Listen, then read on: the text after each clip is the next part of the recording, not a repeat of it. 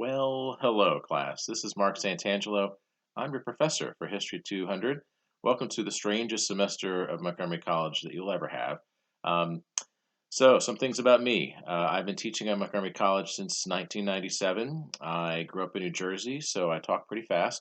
I've got a wife, two kids, two cats, and two cars. The cars are not being used very much right now. Welcome to our history class. I know it's going to be strange that we're not going to get to see very much of each other. I do hope to hear from you on a regular basis. I know that some of you have already sent me emails, and I appreciate that. If you've checked out things on our Blackboard site, definitely that's going to be a useful resource. One I don't normally use, but I will definitely be using it more than usual since we're maybe never going to get to see each other face to face. Okay, this first intro thing here is just going to be to give you some idea of what we're going to be doing. It's also a way for me to test out how well my little home studio is going to be working down here in the basement of my house. The man cave has now become the history cave. So welcome to it. Great background. If you have not already gotten in touch with me, please do drop me a line so that I know that you're actively involved, you're really in the class. If you want to give me, in addition to the email address they already have, any other contact information that I might be able to use, please feel free to send that. That may include a cell phone number if you think that at some point I might need that. Otherwise, your best email contact would be great. And of course, just introduce yourself because since we're not going to be able to see each other face to face, I really would like to get to know who it is that I'm teaching this semester. So anyway, welcome. These are pretty strange times. We're going to do our best to adapt. I really appreciate everything that you're going to be doing, and I will be doing my best to adapt to these unusual situations. Yeah. Some rules of the road. Normally, I run this class as a lecture class, which means that I can probably adapt a little bit better than some professors can. Since what I'll be doing is I'll be uploading content. Um, I'll be recording lectures here down in the basement studio of the Santangelo mansion, and then I'll be uploading them on a regular basis, and I'll be making sure that you guys are aware when that content is available. So this is going to be a completely asynchronous class, which means that you will be watching these videos of the lectures at whatever time is most convenient for you. I do encourage you to try to stay as caught up as you can in the material because if you get backed up, it's going to be hard for you to get caught back up again, especially at the key times of the semester.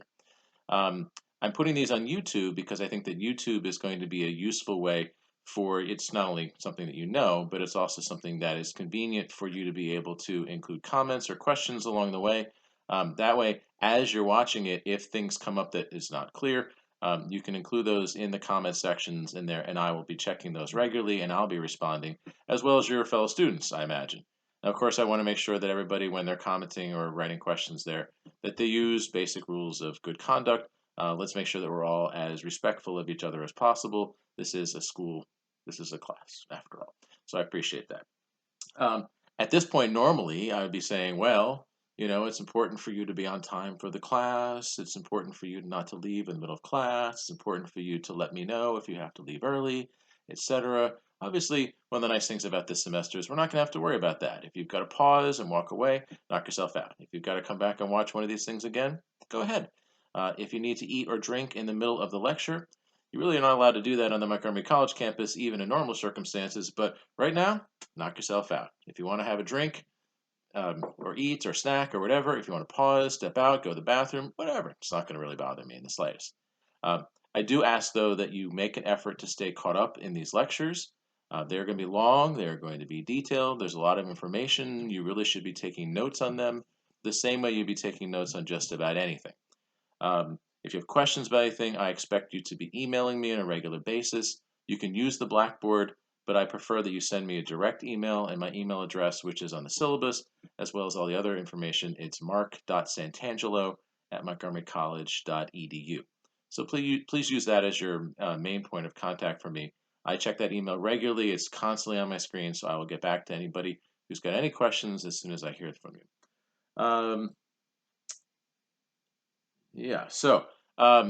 The main thing that you're going to be using to prepare yourself for these classes is going to be our textbook. If you saw an earlier version of the syllabus, which I put on Blackboard about a week or so ago, you saw that originally I was intending for there to be 2 books for the class. I decided after further review that it made more sense under our circumstances to just have 1 textbook. So there's 1 textbook for the class. It's called America, A Narrative History. You want the 11th edition. and you want volume 1. Volume 2 is great, but it's for History 201, which we're not taking, so that's for another day. So please do make sure that you get that. All this information that I'm going over now is also in the syllabus, which is on your Blackboard site. And definitely take a look at that. It should be something that you're as familiar with as you can. Those are in doc format, all the documents that I'll put on there. If you have a problem downloading that, drop me an email, and then I will copy them into an email and send them to you, or send them in some other format that you can open. For the books, for the reading, what I'm asking you to do is to make sure that you get that book, and please do get it as soon as possible because we're going to be doing a lot of reading from that book. And then I want you to do your best to stay caught up in the readings as we go along. What that means is that if there is an assignment that's listed for a particular lecture, then I would like you to do your best to have done that reading before you watch the lecture that goes with that particular assignment. The reason why that is that when you're taking notes or when you have questions that you may have, those questions will be as informed as possible.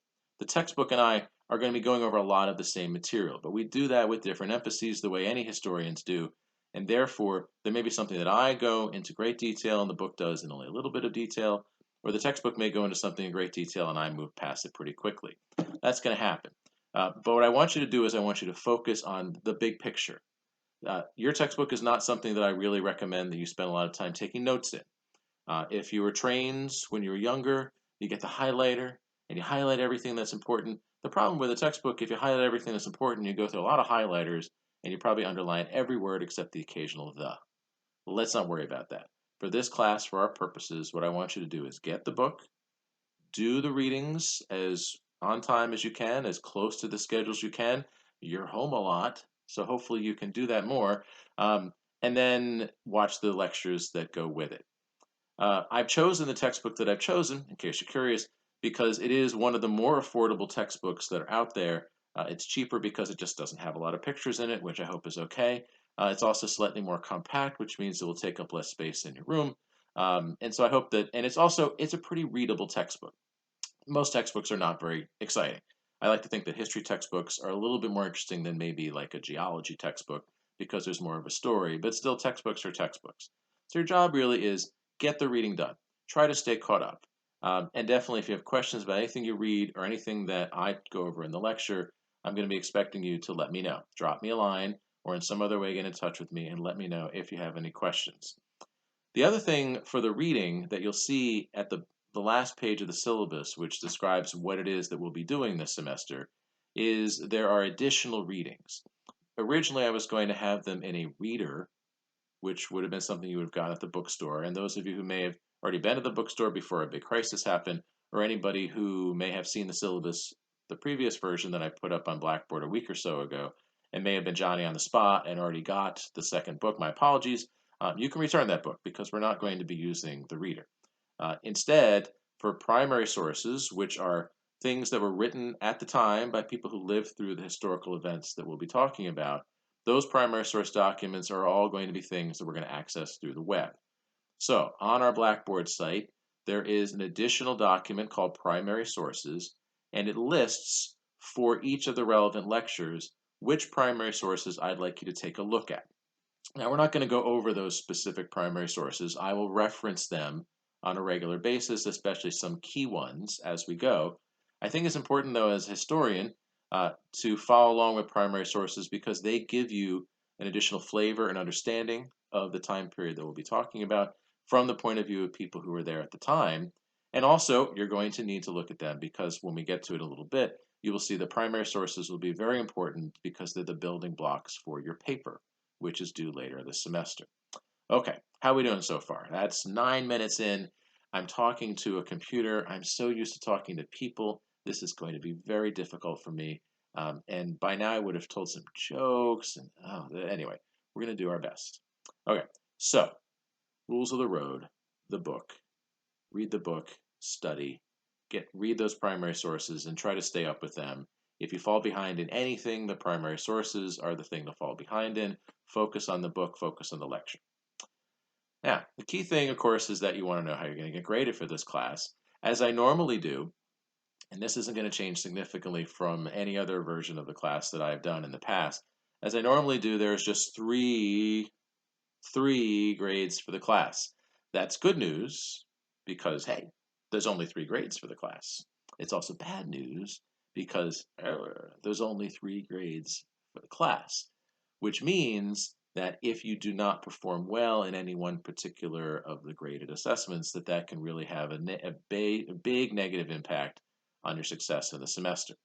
So therefore, preparing for those 3 things is crucial. You will see on the Blackboard site that each of the paper and the midterm, there are lengthy documents that outline my expectations for them that are available for you right now. You can download those, you can begin organizing them. What I'm going to do right now is I'm going to go over what that is going to be for the first 2. So there are 3 graded assignments. There's a midterm. The midterm is worth 30% of your grade. There's a paper assignment.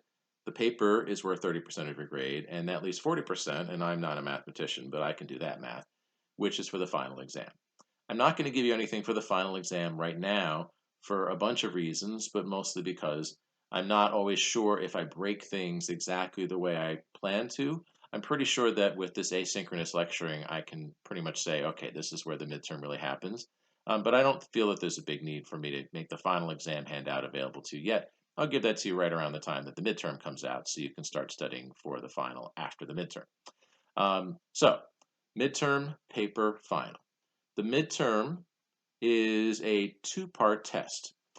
In the past, in a traditional setting, you guys would come to class, you'd all sit there, I'd pass out the exam, give you some paper to work with, you would write for an hour and a half, and then afterwards you would hand it to me and you'd all go home. Or in recent semesters, I've had to do a lecture after the midterm, which kind of stinks for everybody because we're all tired. Well, there's still going to be a lecture designed for the night of the midterm, but of course you can watch that either later that night or the next day or whatever, that'll be fine. But obviously, I can't plan for us to have a face-to-face session for the midterm. I don't really expect, unfortunately, that we're ever going to be able to see each other in person, which makes me sad, but we're going to have to adapt. So for the midterm, it will be a take-home test, and the final exam will work the same way. Anytime on the day that the midterm will happen, and that day is April 16th, anytime on April 16th, you will send me an email. Hopefully by long since before then, you will have emailed me and said hello and all sorts of other things. And during that, in that email, you're going to say, I'm ready to take the midterm. I'm expecting you, when you say you're ready, that your computer is on a good Wi-Fi. We don't have to worry about any kind of crises happening because I'm not really going to accept any, oh my God, the Wi-Fi went out kind of explanations. I'm also going to expect that you've closed all your tabs, that you don't have any other browsers open, that you've put your phone away, that you've put away any notes or anything else that you've taken, that you won't have any access to the lectures, that all you will have is the information up in your head about the first half of the semester. Understanding that, then you will open up the midterm and you'll create a document in which you answer the questions. You'll have 2 hours to complete the midterm. The face-to-face class, it's an hour and a half midterm. I figured that since you'll be typing, and especially because you'll probably try to emphasize maybe I can spell a little bit better than I would be doing if I was doing in class, and not everybody types as fast. So 2 hours should be plenty. I'm not particularly worried about spelling. I'm not particularly worried about grammar. It's nice if I can understand what you're saying. I definitely would like that. But the most important thing is, do you answer the questions in a way that makes sense? Okay. So midterm for this class has 2 parts. The first part, and the lengthiest part, the part that's worth the most points, is a set of identifications. You will see when you open the midterm a set of 11 terms. You will answer 7. Let's stop right there. 7 out of 11. Don't answer 8 or 9, 10, or 11. Answer 7. The instructions are pretty clear. Answer 7. Only 7. If you answer more than 7, then you're asking me to decide, do I want to be nice and grade all of these and then just give points for the best 7?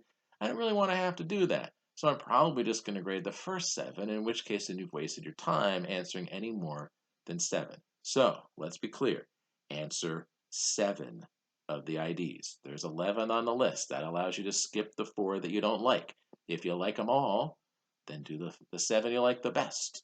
Or do the 7 that you think, oh, these are the most fun, or whatever. It doesn't matter to me. If you studied well, then you should be able to answer all 11. And if you just get a little bit unlucky, maybe you can only answer 8 or 9 or whatever. Cross off the ones that you don't want to do or that you don't know the answers to. Answer the other 7.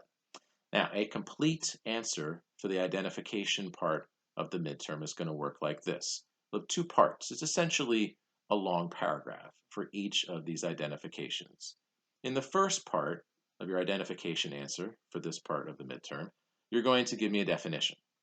And that definition should be the kind of thing that would be the key information. If it's me, it would be Mark Santangelo is a historian, teacher, guy from Jersey, married, 2 kids, sitting in his basement, doing his best to lecture to a computer screen. Okay, that's the basic information about me. Whether it's a person or an event, it could be an idea or concept, it could be an important book, it could be a battle and war. Whatever the thing is, the first thing you need to do is you need to tell me what it is. Be as specific as you can, be as complete as you can. Don't feel the need to write an entire book about it. Give me the key information. And in the definition part, it is important that you tell me when and, if necessary, where this particular person, place, event, whatever, took place. Okay? When is very important in any history class. Even though once upon a time you were scared to death, perhaps, by your old social studies teachers who told you, oh, dates are important, and you got freaked out. I got freaked out by my social studies teachers back in the day, too, with their obsession with dates. I can tell you this. Dates matter because chronology matters. It's important for us to know when things happen because that way we know what happened after it, what happened before it. And so historians and people who teach history, we're not obsessed with dates. We want to make sure that people understand dates. We want to make sure that people understand sequence and logic and chronology. And so that's why that's going to be part of your answer. So a date. So if something happened, let's say the Declaration of Independence, which happens to have been signed in July of 1776. If you write 1776 for that date, you're peachy keen. Months, days of the week, certainly not important. For most things, getting pretty close, I will give you credit for it. So Declaration of Independence, really everybody should know that's in 1776. But if you said mid 1770s, I'd be okay with that. If you say late 1700s, that's not nearly close enough. The first half of our semester, we're covering a fairly broad period. Some stuff really starts in the late 1400s and goes to about the 1780s, maybe the turn of the 1800s. That's a pretty broad period. The second part of our semester, which is going to be the stuff covered between the midterm and the final, that's really only 60 or 70 years of history. And if you said early 1800s for something there, then that's everything. So I need you to be as specific as possible. I will do my best to give you credit if it looks like you've gotten pretty close. If you want to guess a specific date and you're a little bit off, don't tell anyone else in the history department. I'll probably give you credit for it. But there needs to be a date. And some things also need to have some sort of specific location. That will be obvious if it's, say, a battle or if it's some important thing that happened in a particular place. Then you should say where it happened. In other cases, that won't be as easy to do or even important to do. So if it's an idea or a concept, there's no particular need to give a location for that. As you're studying, you should be able to figure out, okay, I need to make sure that if this is on the test, that I include the location for that. Okay, so the first part of your identification for the midterms then is going to be a definition. 2 sentences, maybe 3. Don't throw the kitchen sink at me. You've got to, pace yourself. You got to do 7 of those and also leave time for the other part of the test. Answer those 7. Oh, sorry. After you've done the definition, the other part of finishing an ID is you need to tell me why the thing is significant to American history. Okay, so right there, you might be freaking out saying, oh, how do I know how something is significant to American history? The good news is that you're not studying or taking this test completely without any context. So as you are reviewing, as you are listening to the lectures, as you're reading the book, you will see that there are times where it's very clear how something that we might be studying for this semester is significant to American history. But there may be times when you're not sure, either as you're studying or, God forbid, the night of the test, the day of the test, you may be sitting down and saying, well, I know pretty good definitions and IDs for these 6, and then I got to pick a seventh, and I'm really not sure if I have a good significance for this seventh term. So here's what you're going to do.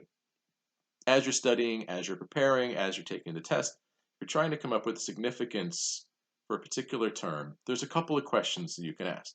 The first thing that you can do is you can say to yourself, Self, how is this thing related to some other big thing that happened? What does it lead to, in other words? If you can show a direct connection between whatever this idea is and some very large, very important event that everybody clearly knows is important, then you have yourself the makings of a good significance. This thing is significant because it leads to blah, blah, blah. Explain that connection, you're in business. Now, if you have no idea that it leads to anything, or maybe it doesn't seem like it leads to anything at all, there's another way you can go. And that one, you ask yourself, Self, what does this reflect about American history?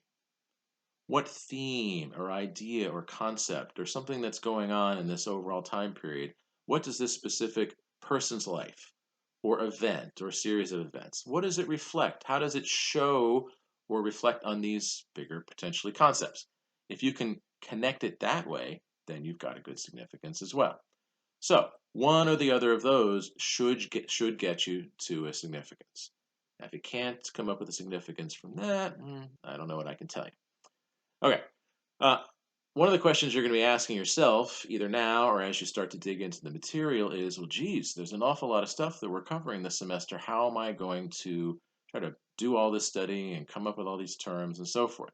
Once upon a time, when I first started teaching this class, way back in the Stone Age, back in the days when Thomas Jefferson was still alive, um, I just sort of figured that people would be told that there's going to be a bunch of IDs that I would test 7 out of 11 that I would give, and that people would just sort of go through the book and go through the lectures, and they would make a list, and they would come up with a bunch of terms, and they would study those, and they'd prepare those, and they'd walk in, they'd be fine. And I discovered that some of my students, as they did these tests, would give me answers that were kind of not very complete. And I would talk to them about what happened in their preparation. And what I found is that a lot of people who really thought that they were working pretty hard would spend a lot of time in the days leading up to the test coming up with a list. They would go through their lecture notes, they would go through the book, they would make a list of possible terms. It'd be pretty long. And after they had gone through that list, they would say, whew, that was a lot of work. And that pretty much would use up all their time without actually having done the process of figuring out what these things mean or what information they would write down on the test if indeed this is the question that's on the test. So I didn't want to have that happen to you or really, to anybody. So what I've done is I've gone through all of my lectures. I know what I'm going to cover. They're all written already. I've gone through all of my lectures and I made a list for you. You'll find that list in the last page or so, 2 pages really, of the midterm handout, the document that you'll find explaining the midterm in more detail on the Blackboard site. So that list, first of all, looks kind of long. My apologies for that. It probably is a little bit long. But I can tell you that if you made your own list, your list would be longer. I know that because over the years, I've made the list shorter over time. There's some things that I've taken off because I know that I'm going to talk about them, but I'm not necessarily going to talk about them in great detail. Or maybe there's some important information that I'm not going to reference when I get to them. Or maybe I just don't think I do a very good job in explaining it, and I know myself well enough to know that I don't want to have anybody studying something that I don't really do a great job in explaining to you. So my list is shorter than your list. Any borderline stuff I've crossed out. Any stuff that's too big to be an ID, I've crossed out. There's a little mini list near the end that reminds you some of the big names that are worth knowing, even though I would never put them on the test, because honestly, would I put George Washington on a test? I certainly hope not. So that list is long, but it's not crazy long. It's doable. And so your job between now and the midterm is to make sure that as you're listening to the lectures, as you're reading the textbook, as you're taking notes, you're keeping that list in mind because that's going to help you better prepare for what's going to come on the test. The smart thing to do after each lecture is to go through the list of terms and see what I covered in that lecture. and make sure that you are prepared if any of the questions from the part of the list that I went over that night, if they come onto the test, how would you answer them? Probably a good idea is to either have a running document in which you're writing down the information that you need for each of these terms, or flashcards, things like that. If you are preparing as you go, after each lecture, you make the effort to make sure you understand the terms that are related to that lecture, then you'll be in business because when you're studying for the exam, you will be reviewing as opposed to starting fresh. So, word to the wise, make the studying a common and regular occurrence between now and the midterm, which again is April 16th. Okay? So, that list is there to help you. There's one thing that I did not do for that list for the midterm. We have a textbook. I'm asking you to read the textbook. I've given you textbook assignments to read, but the syllabus tells you which pages from the she reading, that's the author's name, um, to read for each night. Most of what I talk about and what the textbook author talks about are the same things, but they're not always the same things. And I want to make sure that you're reading the textbook.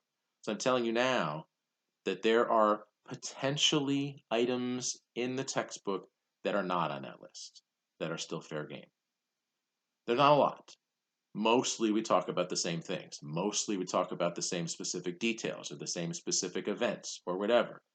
But as you're reading through the book, you will occasionally find that there is an incident or a person or an event or whatever that I didn't mention or I didn't emphasize very much in my lecture, but the book may give a lot of detail. At that point, the smart student will add whatever that thing is to your list and then try to build out and study from there. I would never put anything from the textbook onto the test if there's not enough information in the book to answer one of my full IDs. Now, obviously, there may be more information about them on the web or whatever. I don't want you using any outside resources. You may know stuff already. Great. The textbook and the lecture are the way you're going to prepare. Please not Wikipedia. Wikipedia is terrible. My son is upstairs right now, probably changing Wikipedia pages. Lord knows what you find there. And the whole rest of the internet is a great, wonderful gift. But for our purposes, the lecture and the textbook, they're the building blocks of your study. And then whatever questions you may have for me. Okay, so that's the ID section of the test. You'll answer 7 out of 11. Each one will have a definition, including a date and location where relevant.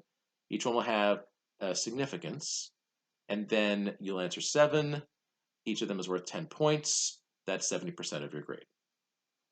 The other 30% of the grade for the midterm will be an essay. And the idea of an essay on a midterm for history class is to have you put together concepts, things that you maybe could pull from one lecture and another lecture, stuff that, one thing from the second day, another thing from the third week, or whatever, things that are connected in some ways. And there'll be bigger things where you're going to have to come up with your own specific details that you can use to kind of discuss, answer the question, and so forth. Now, back in the day, back when I had hair, back in the day when I first got started in teaching classes like this, what I used to do is I would tell my students, okay, and then for the midterm, there's also going to be an essay. And the essay will require you to put together concepts and talk and make connections and so forth. And then I assumed that what people were doing as they were studying is that they were trying to think about how is this connected to this, or look at least some of the big themes and try to suss out in advance, what is Professor Santangelo maybe going to do for those essays? And so then they would come in, and unless I really, really came up with a crazy essay question, they would be relatively prepared and ready to jump in. And I discovered that that wasn't always the case. So I decided over the years that the nicer thing for me to do would be to give you some idea of what I'd be looking for in an essay question. So you will see on the midterm handout, there are 2 possible essay questions. One of those 2 is the question that you're going to get. I'm not telling you now. The day of the test, when you open up the document that I send you with your midterm, one of those 2 is going to be on there. You don't get a choice. I get the choice. But I think that's pretty fair because I'm giving you both of them now. All you need to do to prepare for the essay is, between now and when you take the midterm, Your job is to make sure that you kept an eye on what those topics are. Notice when we talk about things that are relevant to those topics. And then, maybe as you get closer, start to build out the skeleton or the outline of how would I handle this question? How would I handle that question? In this, as in the other section, I'm perfectly happy to help you as you do your studying. In fact, for the ID section, I really would like to ask you at some point between now and the midterm to send me 3 samples of how you would answer some of those specific questions on my list. And for the essay, I'm not going to require it, but I do think it's a good idea at some point if you have an outline or some specific things that you think you might say for one or the other of those 2 essay questions, drop me a note, let me know, let's talk about it. Okay? My goal is that you will be as prepared as possible for the midterms so that the 2 hours of your day on the 16th of April, which I keep looking at my list because I forget, when you get to it, that you'll be ready to go and you just start typing like crazy. You'll have so much information in your head you won't even know what to do because you're like, oh, I absolutely know what to do for this. I am ready. I'm ready to go. Now, one thing that I'm going to tell you is that because this is a take-home test, after you send it to me, I'm going to be checking for plagiarism. I hate to have to do that, but it is something that I feel I have no choice to do because, there's many temptations out there. So I'll be sending it to Turnitin, which is an anti-plagiarism website. And if the Turnitin score, which is the percentage that the words are similar to things that they find on the web, if the Turnitin score is higher than 20%, then I'm going to lower you a grade. If it's higher than 30%, then that means that almost a third of it is copied in some way from some other source, then I'll have no choice but give you a 0. The goal here is that your IDs and your essay, they come from you. Obviously, they come from your studying. Obviously, they come from information that you got from the book or my lectures. I don't expect you to be able to have a photographic memory and just repeat back to me what you read. Instead, I want you to synthesize the information that you have and then put it onto the screen. Okay? You'll have 2 hours to do that. 2 hours should be plenty of time. You'll send me the email saying, hey, professor, I'm ready to go. I'll send you an email back with the document and I'll say, it is now 9:02. I expect this back by 11:02, and then you'll email me back by 11:02 with the document completed essay. And then we'll be great. I'll grade those. I'll have a great time grading them. I'll get them back to you, and then you'll get a grade, which will be the first 30% of the grade for the class. Okay, so that's the midterm, and hopefully that's pretty clear. The other graded assignment that I'm going to talk about tonight, and then I'm going to wrap this up, is going to be for the paper. So the paper is the next 30% of the grade. And the paper is due on May 7th. You'll be emailing the paper to me on May 7th or earlier if you're done earlier. The idea of the paper is that you're going to be using primary sources. I mentioned that term already. A primary source is a document or some other thing that we have from the past, something that was written by or created by people who lived through the times that we're going to be studying this semester. A book, a letter, a newspaper article. Those could be primary sources. Somebody's diary. Those could be primary sources. Your textbook, my lecture. Those are not primary sources. I wasn't there. I didn't actually live in the time of Thomas Jefferson. I was actually born in the time of Lyndon Johnson. So not nearly that old, although I feel it sometimes. But anyway, so my lecture, your textbook, those are what we call secondary sources. They are written by or put together by people who have studied primary sources and then created interpretations of these previous times. So historians, what they do when they try to understand the past is they use primary sources. Sometimes they use the same primary sources that other historians have used and they put them together in different ways. Sometimes they may find new primary sources or realize that a thing that people have ignored in the past is a useful primary source and something worth studying. It's part of the reason why history always changes, because new interpretations exist from time to time as new historians come up with a new way of putting the pieces together. And that's what you're going to do.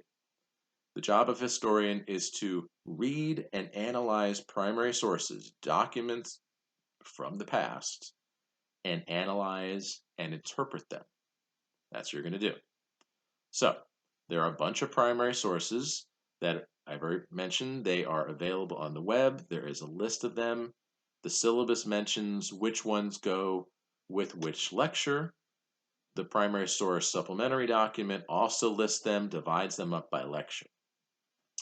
What you want to do is you want to look at the paper topics that I've given on the paper documents document that's available on Blackboard, or I can email to you if you can't access it through Blackboard.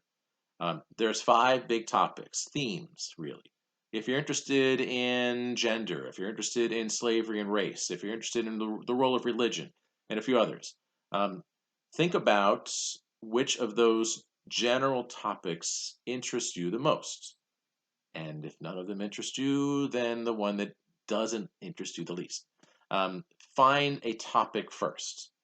Under each of those topics, I've listed what I think are the most easily relevant primary sources from our list. And there's a lot. For most of those topics, there's 10, some cases more, some cases a little bit less, but there's a decent number of documents. What you should do then is you should read all of those documents related to that topic. Hopefully you've been reading them already, but definitely you want to make sure that you read through that specific set of documents, which will come from different parts of the semester because they are originally assigned to match up to the particular time period that they were written in. So you're going to read those documents, and then you're going to try to hone in on 2 or at most 3. 2 works the best. 3 sometimes works. Because your job is going to be to write a compare and contrast essay in which you're going to analyze 2, maybe 3, but 2 is best, of these documents as the way to understand some bigger thing about whatever your topic is.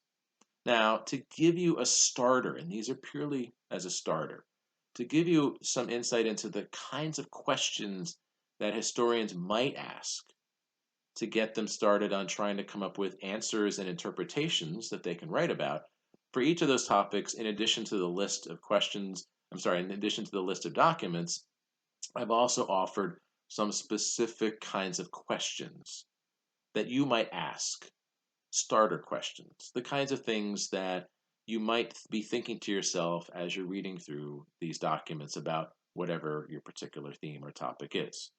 Those are not things that I'm necessarily looking for answers or any kind of specific response to in your essay. They're really just to trigger the kind of thinking that I want you to do, that any historian would do as they are reading through these documents.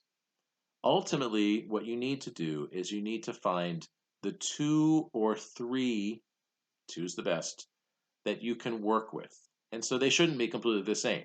And I can tell you, they're not going to be completely the same. They're from different time periods. They're written by people with different perspectives. They're written by people who may be in favor of one thing or opposed to another thing or whatever. Some kind of difference is useful because otherwise you have a little bit less to talk about.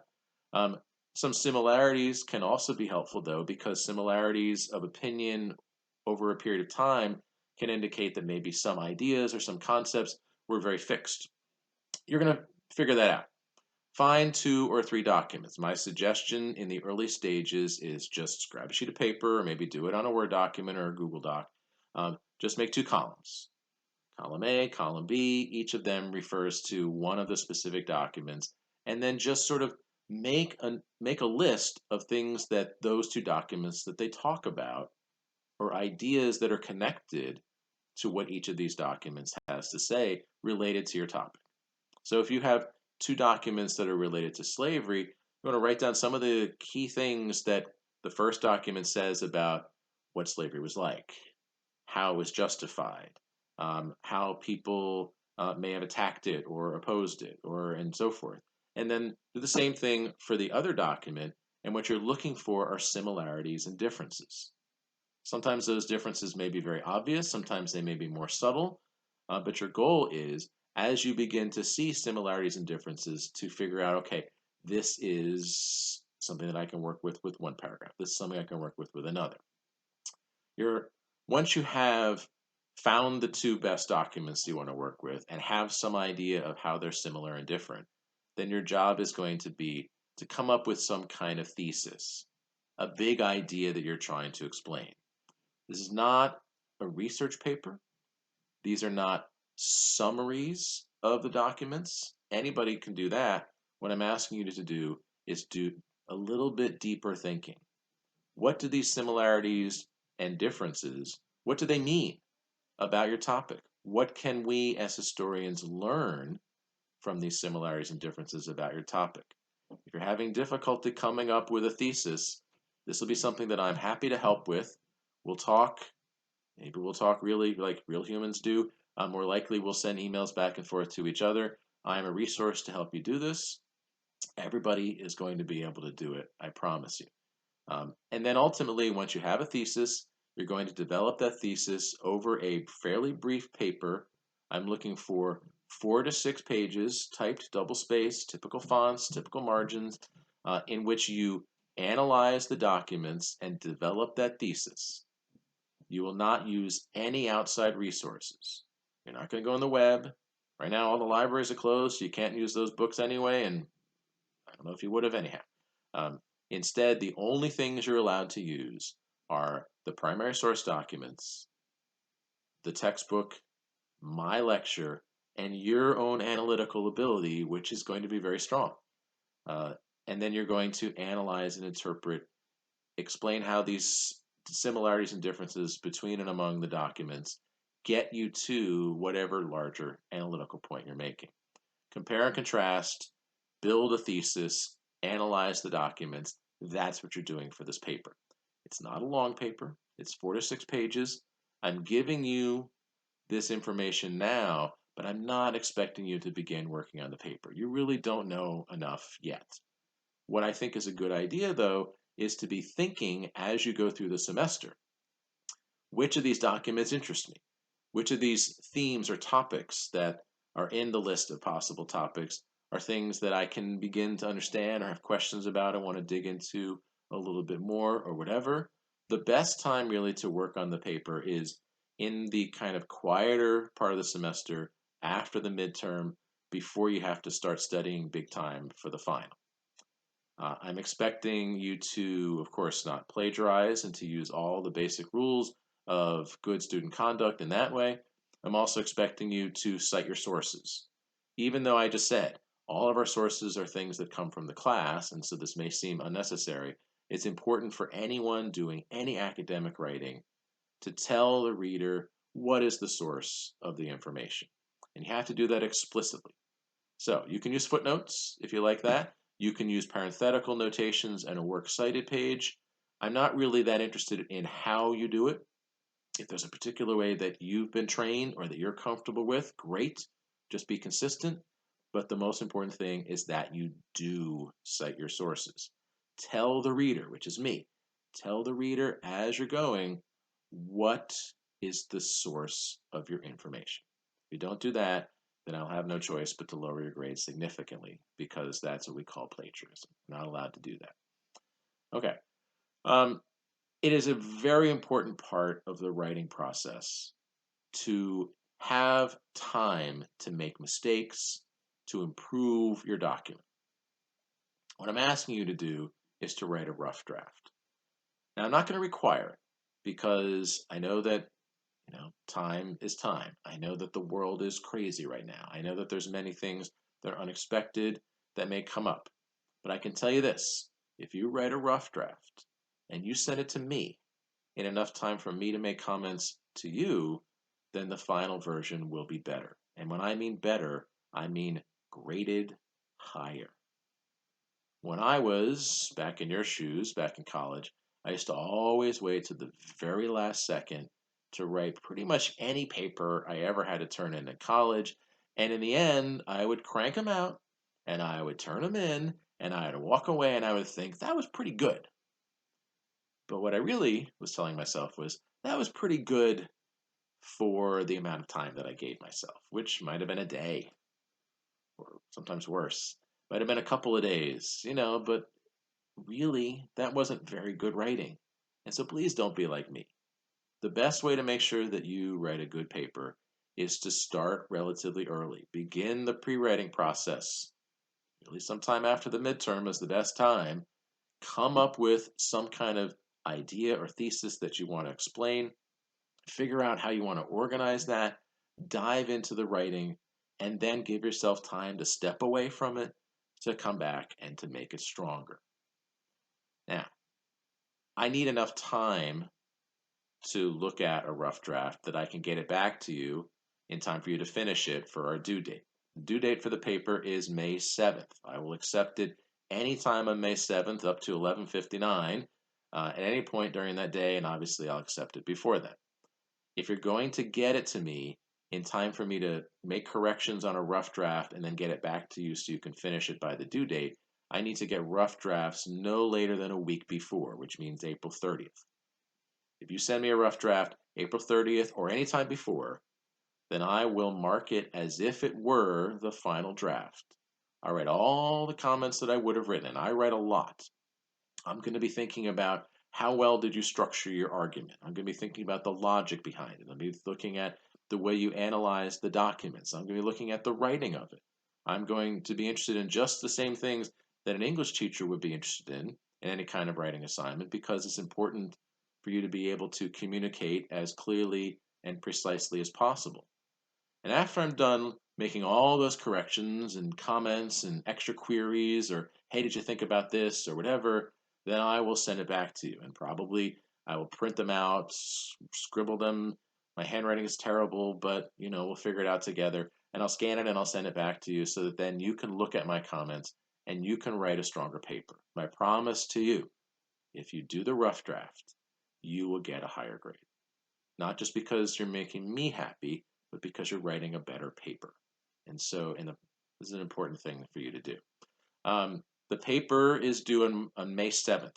The midterm is still April 16th. I keep checking my notes on that. I can't remember that for some reason. Those dates are firm. They are written in stone. If there is something going on in your life right now that you know about that's going to make that a problem, you need to let me know right now. If the day of, or even worse, the day after, you get in touch with me and you say, well, professor, this weird thing happened, and so I wasn't able to do the midterm. Oh, professor, this weird thing happened, and I wasn't able to turn the paper on time. If you didn't let me know in advance, then I'm going to have no choice but to assume that you just didn't plan very well, and that's a problem. So I will take late work for the midterm and for the paper, but every day that it's late, it's going to go down a full letter grade, which means that I will grade the midterm, drop it a grade, or 2 days, two 10% or whatever. So don't do that. Make sure that we stay on track with these deadlines. The last graded assignment is going to be the final exam. The final exam is going to take place on May 12th. Yep, May 12th is the last day of the class. I guess there's a chance that by then we'll be doing face-to-face meetings. I don't really see it. I'm pretty sure that the whole semester is going to be a wash. I'm pretty sure that the whole semester is going to be me talking to a screen, wondering if anybody is out there. Hello, is anybody out there? Let's hope so. It's pretty weird and awkward for me. Just think how weird and awkward it is for you, especially when you hit pause and then you're staring. I don't know. So we're going to do our best. I think probably May 12th, we're going to be doing the same thing for the midterm, for the final that we did for the midterm. Small chance, I guess, that we could be face to face by then. I doubt it. If we're face to face, we'll worry about that then. Instead, likely what's going to happen for the final exam is that sometime on May 12th, you're going to send me an email. I'll send you the final exam. You'll get 2 hours. You'll send it back to me. I'll run it through Turnitin to make sure you didn't do anything you weren't supposed to do. And then after that, I'll grade it and I'll give you a grade on that. Sometime after the midterm, probably the day of the midterm, I will put a final exam study guide up on Blackboard, and I will mention that in the lectures, the nights that go with the night of the midterm, just to remind you to do that. The format for the final is exactly the same as the format for the midterm, which is why I don't feel like I have to go over that in great detail now or later. There will be IDs and essay. The IDs will be 7 out of 11. The essay will be just one essay. The IDs are 70% of the grade. The essay is 30% of the grade. A key thing you'll want to know is that the final exam is partly cumulative and partly not. The essay questions will be, as a question, the one that you answer, will be cumulative, which means that the question that you answer will require you to talk about things in the first half of the semester and the second half of the semester. That's going to be how it's a final exam. Again, for the essay questions for the final, I will be giving access in advance to the two possible questions, and you'll have time to prep either of them, and then I'll pick what the question is going to be, not you. The non-cumulative part of the exam will be the IDs. For the final exam, again, I'll give you a list of terms that you should study from my lecture. Those terms will just come from the second half of the semester. And therefore, the 11 terms that you see on the paper that's the final exam, they will only come from the second half of the semester. You only have to study those for the ID part of the final exam. So that should make your life a little bit easier. Again, for the final exam, material from the textbook will be fair game. So again, I'll be expecting you to keep up with the textbook reading and to make a note as you go of possible other things that I could put on there from the textbook, just so you're as prepared as possible. But that list that I'm giving you for the midterm and for the final, that's the majority of the work that you need to do. Okay. I think that that's going to cover most of the stuff that we need to know in terms of the nuts and bolts of the class. A couple other things that I want to say before I click the beautiful red button and finish up for this very dry, very unexciting introductory material. If you have some sort of disability or veteran status, those offices are still in business on the campus, and those supports are still available. There are plenty of other people who are providing support to anyone on the campus, or anyone who's registered with Montgomery College, although we're not actually on campus now. There are plenty of people who are there to help. So reach out to those folks. And in particular, if you have some sort of disability accommodation that I need to know about as your professor, please let me know that as soon as possible, because I want to make sure that this semester goes as smoothly as possible for you, for everybody. So let me know if there's anything in particular, either a DSS letter or any other accommodation that I need to make, and I, of course, will step up to that. Okay, I believe that was all I needed to say. Welcome to the class. It's going to be a weird class. I'm looking forward to it. I haven't had a chance to teach at Montgomery College in about a year, and so here's what happens. They shut the whole world down. Someone's trying to send me a message, but I'll do my best for you. It's going to be fun. So this is the end of part A of the March 24th information. Uh, what I want you to do after you have finished this is then click on the next part of the March 24th information, which is new material, which will be lectures about people including Christopher Columbus Fellow and so forth, stuff that you'll start to need to take notes on. Get the textbook, start with the reading, let me know if you have any questions. Looking forward to a great semester. Talk to you soon from the history lair down in the basement of my house.